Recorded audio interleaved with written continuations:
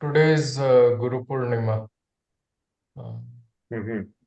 So in the Silence Speaks Ways and Means, Master talks about his Guru Dakshina to his Guru. So maybe we can read that, and then Dr. Kesavi's letter, right, where Master asks him for the Guru Dakshina.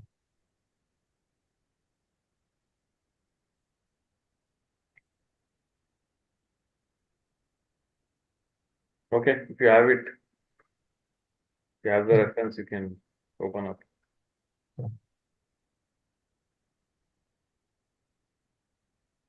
Ways and means from Silent Speak. The means. There are numerous means and practices prescribed for realization, out of which we have to choose that which guarantees speedy success. Now, what that may be, let each person judge for himself. For a hint, I quote below the judicious opinion of Swami Vivekananda on this point. It is Raj Yoga alone that successfully leads a man up to the highest level of approach, and none but having the capacity to apply his own internal powers through pranahuti is fit for being a guide or master. I may also assure you that Hatha Yoga has no access beyond the Ajna Chakra. Besides, there is another serious defect in it. When we start with the bodily exercises of Hatha Yoga, the consciousness of our physical efforts, with the idea of self in the background, also remains all through. Thus, the ego, instead of reducing, goes on increasing thereby. But that is not the case with Raja Yoga, where one proceeds with subtlest means for silencing the ever active tendencies of the mind.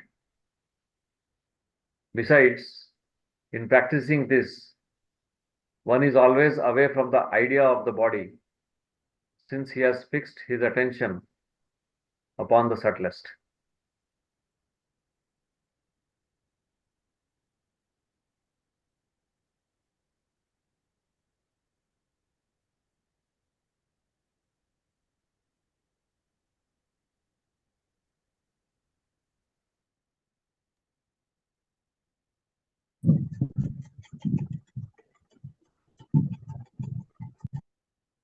Anyone wants to ask anything or add?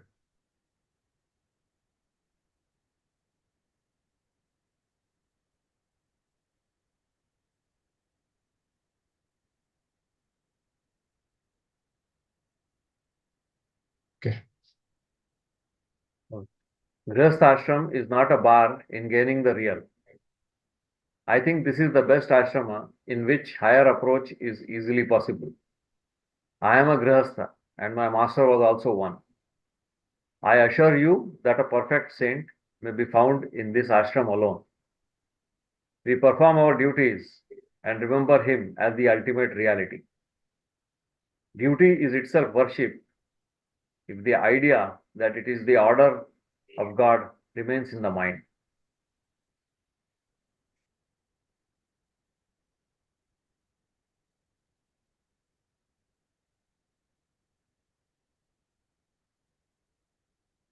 The method of meditation on the heart is to think of the godly light within it. When you begin meditation in this way, please think once only that godly light within is attracting you. Do not mind if extraneous ideas intrude during meditation. Let them come, but you go on with your own work. Sit in an easy posture for 1 hour in the morning in a quite natural way. If you require the philosophy of this method, I shall reveal it to you after some time. You should only meditate. You should not struggle with the ideas and thoughts which generally come in during meditation. Concentration is the result of meditation. Those who want concentration for the sake of meditation and force their mind to it generally meet with failure. It must be remembered that while practicing these methods, one should not force his mind too much, but only sit in a normal way. Sit in an easy posture for 1 hour in the morning in a quite natural way. It is better to sit in the grey of the morning for meditation. Or, if that is not possible, then at any fixed hour convenient to you, the Abhyasi. Do not feel disturbed by the outer things, but remain engaged with your work, thinking that they are in a way helping you to feel the necessity of greater absorption in your practice.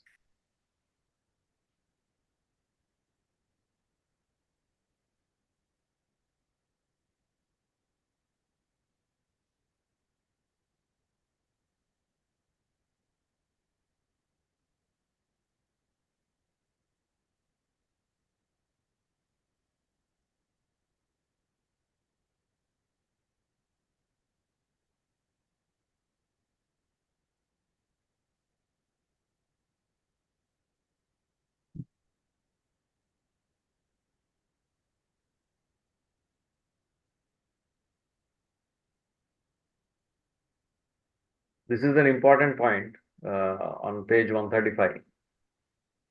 Please think that godly light within is attracting you. That is, after we suppose divine light, this is a suggestion which is also given by the master.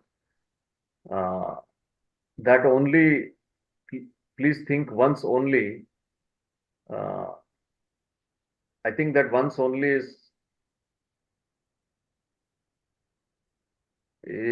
has somehow crept in. It should just be when you begin meditation in this way, please think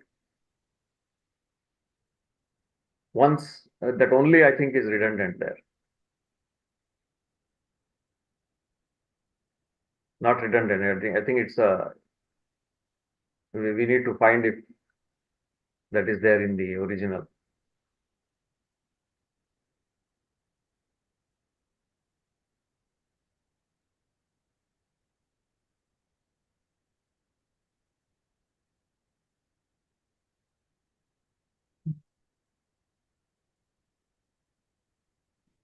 The rest of the paragraph is what we usually talk about in training program. Treat thoughts as uninvited guests, and there should not be any attempt to concentrate, which is a common expectation people have.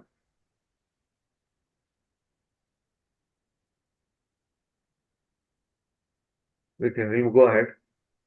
In the evening, sit again in the same easy posture for half an hour and think that complexities, the network of your previous thoughts, and grossness or solidity in your body are all melting away or evaporating in the form of smoke from your backside. It will help you in purging your mind and make you receptive of the efficacious influence of our great master. As soon as I find that you are free from undesirable matter, I will take appropriate action.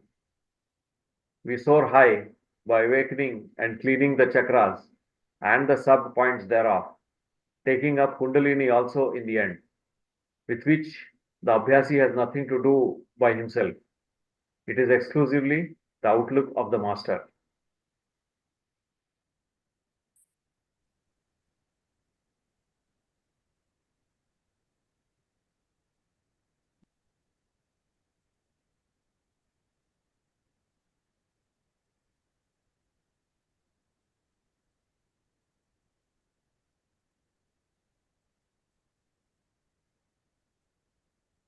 I think it's fairly clear the importance of cleaning.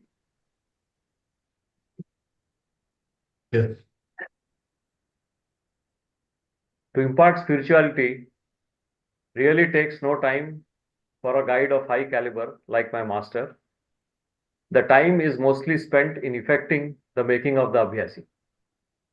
We should proceed with our Abhyas with faith and devotion, and the thing desired will come to us by itself.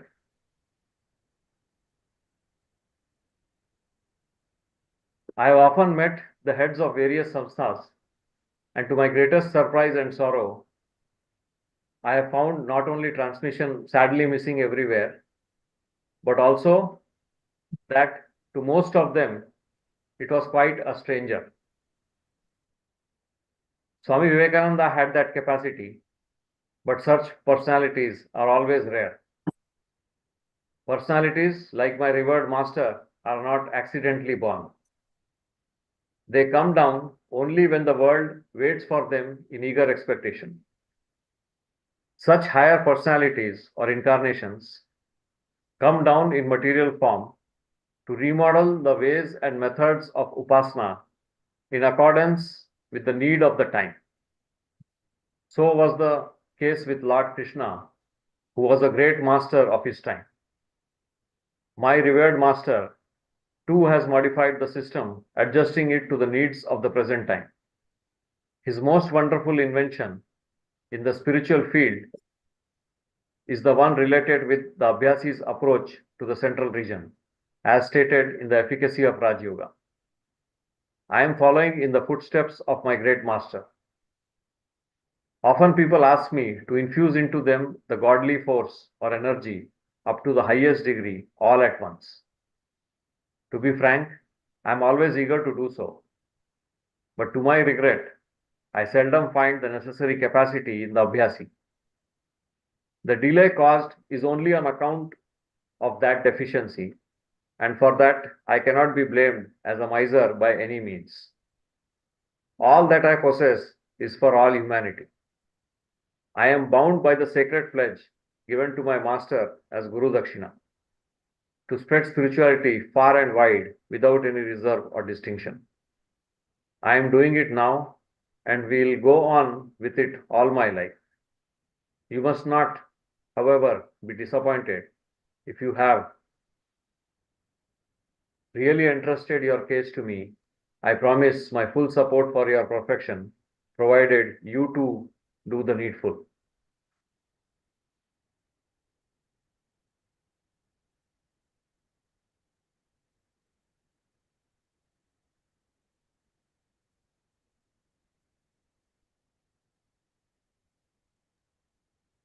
I can say his love for the whole humanity, right?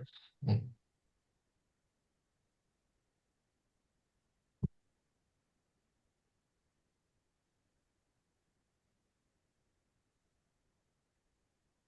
As to how the mind should be kept engaged, I may relate to you what I did during my period of Abhyas. My master was everything to me as he is today. I meditated upon his form within my heart and outside as well. But I do not recommend this to you, for you have not seen him. The benefit I derived from this process is beyond words to describe. Some people may have objection to it, though the 37th Sutra of Patanjali's Yoga Darshana fully supports it. Vitaragya Vishyam Vachittam 1.37. I am not at all in favor of meditation on the pictures of saints. Constant remembrance of God is, of course, a special feature in spirituality. The same I recommend it to you to try, besides your usual practice. The method for cultivating constant remembrance is to think with firm conviction during your leisure hours, in office or at home, in the street or in the market, that God is pervading all over and everywhere, and you are thinking of Him. Try to remain in the same thought as long as you can.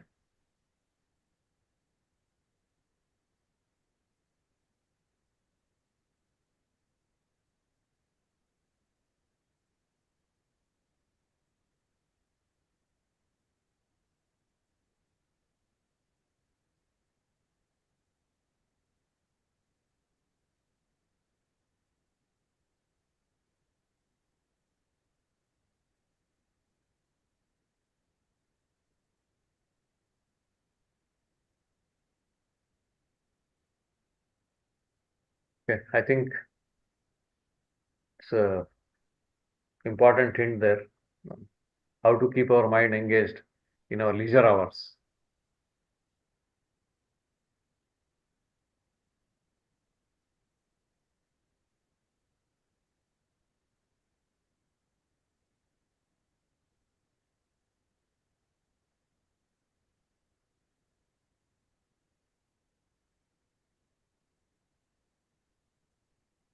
I am glad that you are eager to reach the stage of Vairagya. You will attain it without doubt, but only when you are sufficiently cleaned, and it depends upon you as well, for which you are advised the evening practice. I feel you are improving spiritually, for which I give you a hint to understand. You must be feeling lightness, though only a little, which is a sign that complexities are melting away gradually and the spiritual force is flowing into you. Try to feel it and inform me accordingly. If you do not get time for meditation during the day, then do it when you go to bed or after midnight after a short sleep, when everything around is calm and quiet. In that case, proceed first with the cleaning process fixed for the evening. Do it for about 15 minutes, and after it, devote an hour or so to meditation as directed.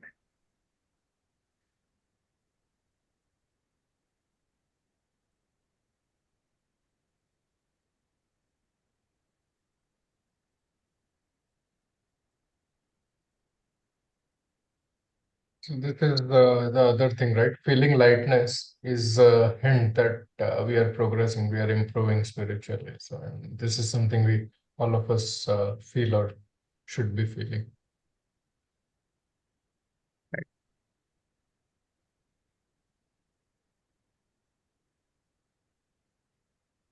We should not weaken ourselves by thinking of past karmas. We should always try to attempt the highest in order to make the future bright.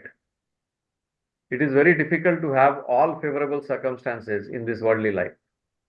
What we are to do is to adjust ourselves to the conditions as best as we can and to utilize them to our greatest advantage. Constant remembrance will greatly help you in such cases also. The domestic problem is acute everywhere, but we have to put up with it somehow.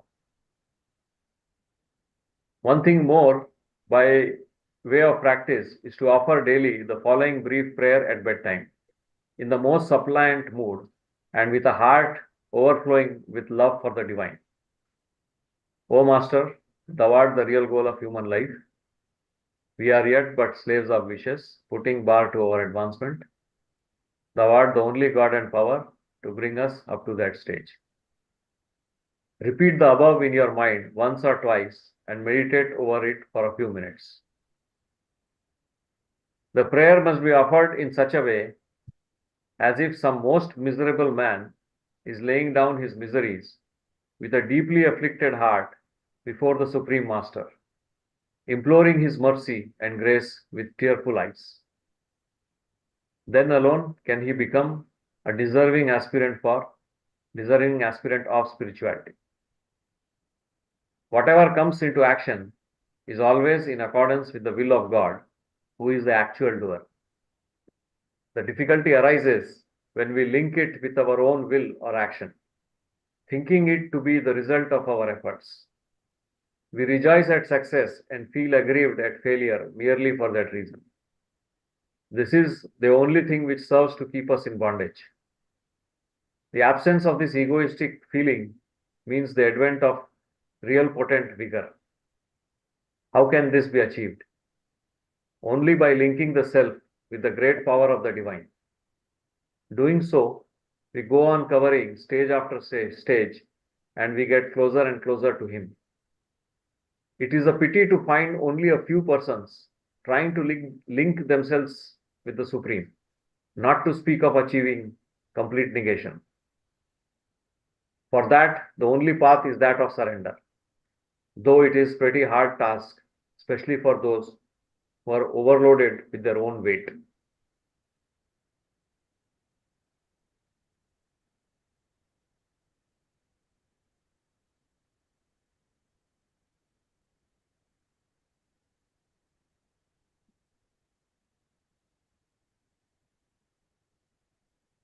A few things, right? The domestic problem is acute everywhere. So it says that, yeah, everyone has the issues. And then he also talks about how to handle those things and the importance of the prayer.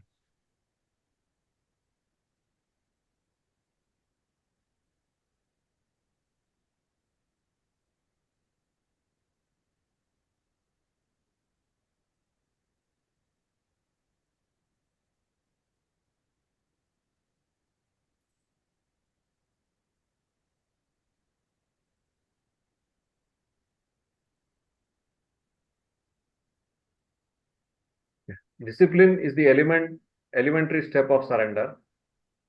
If it is not possible to adhere to mental discipline in the beginning, one can take up at least the physical discipline to start with. After that, if the teacher's capability is well established upon the mind, and the pupil too is a sincere seeker of reality, mental submission will begin to develop by itself. When he has set his foot on the lowest rung of the ladder, the next rung will be in his sight by itself. When the pursuit is taken up thus, love and devotion will begin to develop automatically, especially when one is convinced of the merits of the teacher. I am not sure whether all those associates with me having craving for realization or not. If they have, these feelings must have developed in them automatically. There must be in their heart an interest for that, and the interest develops only when one feels firmly attached to the goal. Some may, however, sit by me only to have their mind at rest for a while. Even this may be worthwhile to me to some extent, for I may thereby be offering them some comfort for a while at least. But that alone is not enough.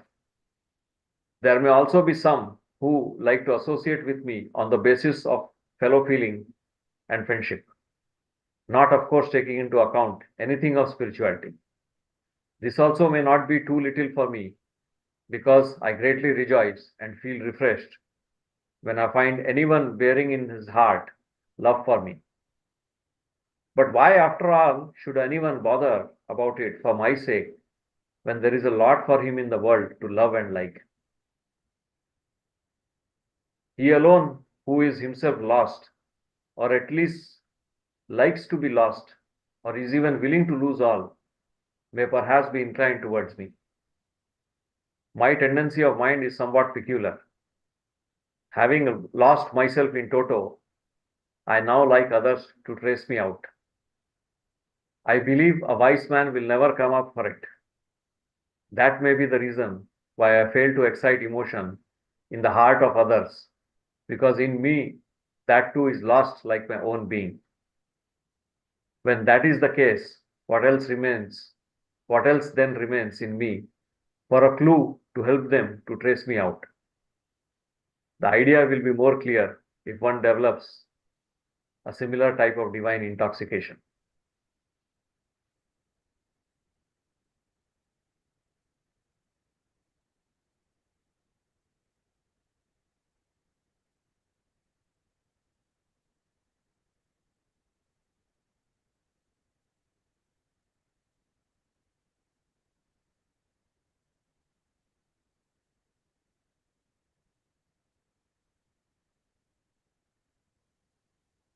There is one point I would like to clarify or emphasize. During your Bandar also somebody asked, they are not getting time for the meditation because of the work schedules. Master has very clearly wrote it here. If you do not get time for meditation during the day, then do it when you go to bed or after midnight, after a short sleep, when everything around is calm and quiet. In that case, proceed first with the cleaning process fixed for the evening. Do it for about 15 minutes, and after it, devote an hour or so to meditation as directed. So he says very clearly, if you're not getting time in the daytime, do it in the night. That's what Lalaji also used to do. After having a short snap, he used to get up in the middle of the night and do his meditation. So this is the one point I would like to bring it out, which he has said.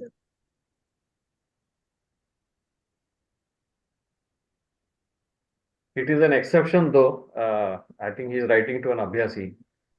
Yeah, So, it's an exception, but in the Bandar also we had the same question. correct. If not in the mornings, because of the work schedules or the Yes, shifts, they are not able to do in the morning hours. right. Then, yeah, then probably this will help them.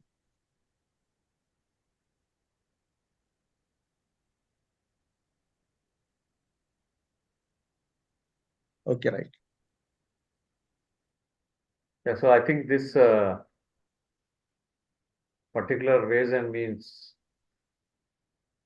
reading in silence speaks is over. The stress was on remembrance, and essentially Babuji Maharaj has summed up all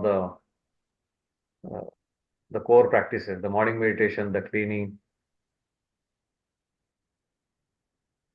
and last paragraph is talking about interest and craving, and essentially there is a hint for us that we should also lose ourselves in love for the divine.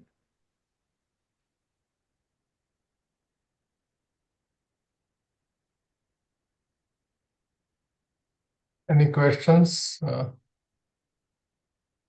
Anyone wants to add?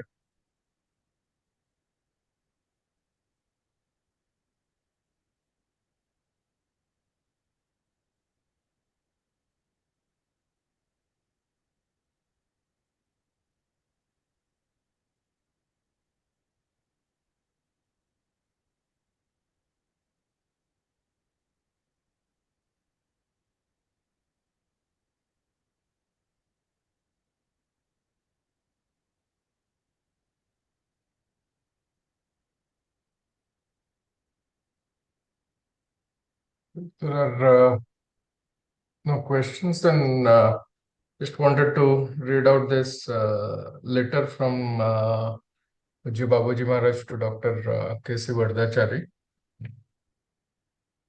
And this letter is dated 18th May 1968. Yeah, this one. Guru Dakshina.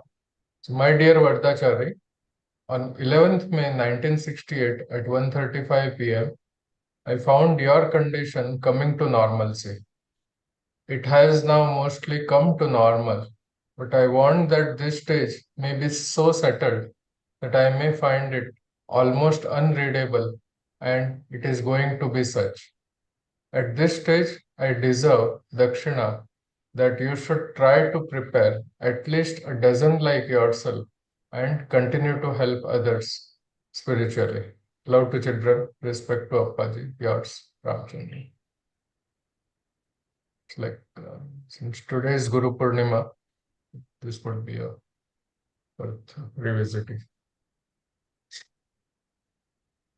And just one more mention of that is there in the letter below.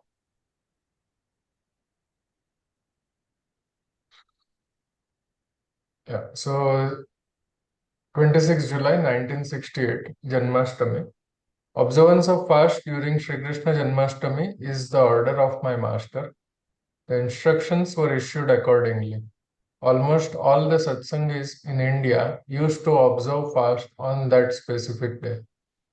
Now, this year, by the permission of my master, I have withdrawn this order for North India alone. Our South Indian brothers will observe fast as they used to do. The reason is that, in spite of my continuously explaining to the North Indians that it is not the Utsava but religious rite, they have begun to think it to be Utsava. If it is also taken as Utsav, then the importance of Basant Panchami Utsav will be lost. A few people of North India sometimes said that since they could not attend Basant Panchami Utsav, they will attend Sri Krishna Janmashtami Utsav. I also frankly expressed today that I have been transmitting to South India every time for the last 10 years. The results are good, but not according to my labor. The case may be that they are mostly dogmatic instead of godmatic. To be more plain, I should say that they have in mind the value of the grosser type of worship, and one link is attached to God and the other to the devil. Thus, they take milk, but also take pickle after it. We have to give time to think over these difficulties. I do not know how long I will live to serve all of you, but as long as I live, I want to render best services causing excellent results.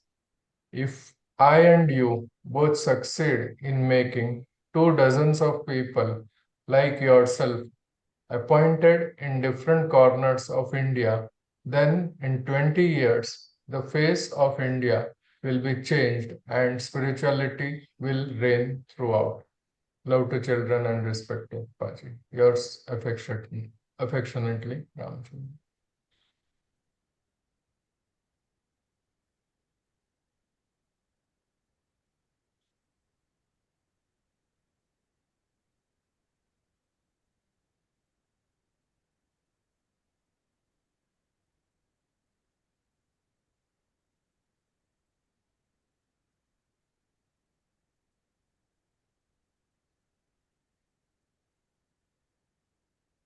Yeah.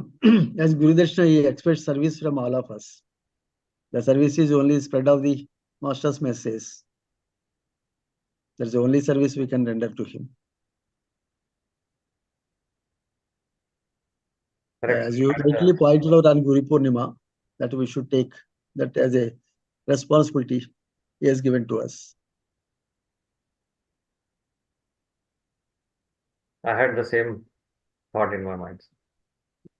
So all the trainers, especially on the group, even Abhyasis, we should build some enthusiasm in holding the training programs. Doesn't matter how many people come or not.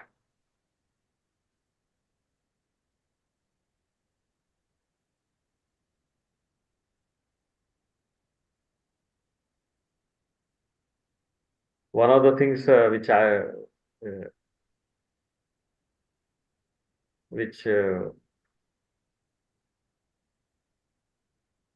have learned experientially is that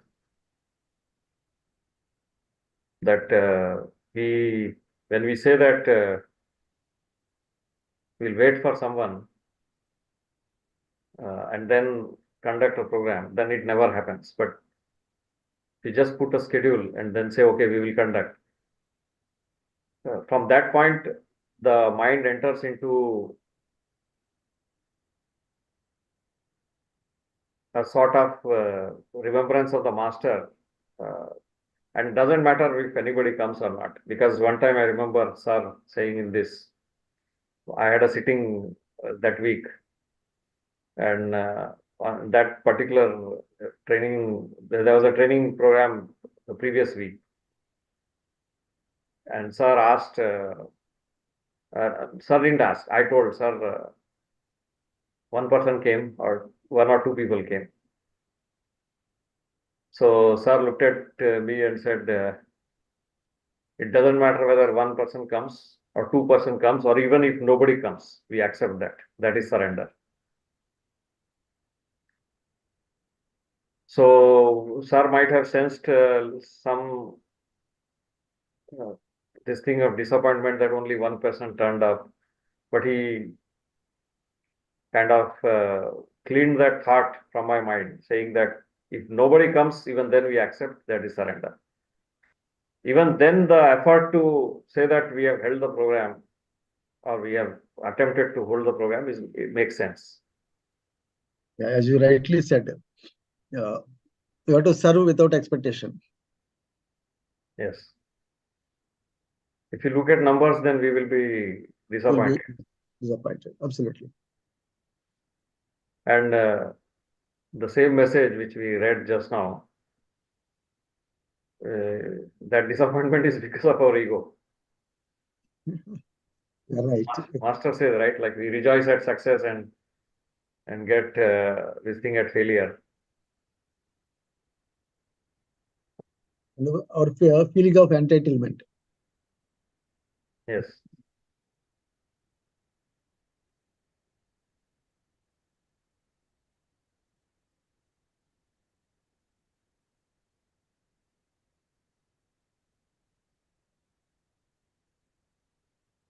Any questions?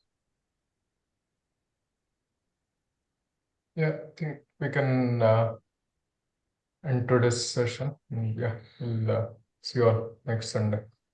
Thank you. Thank you.